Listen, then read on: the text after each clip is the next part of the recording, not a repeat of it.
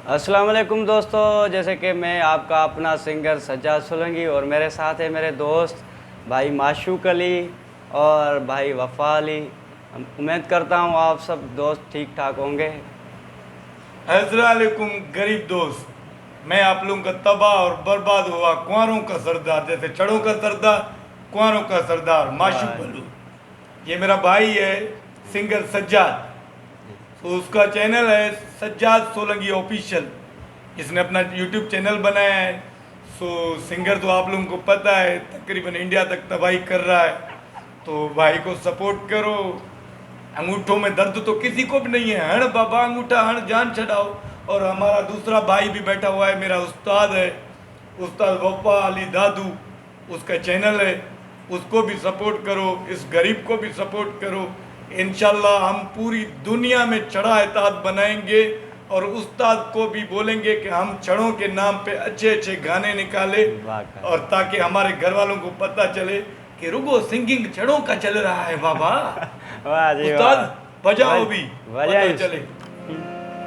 वाह जी वाह। जो न करना था वो भी कर डाला,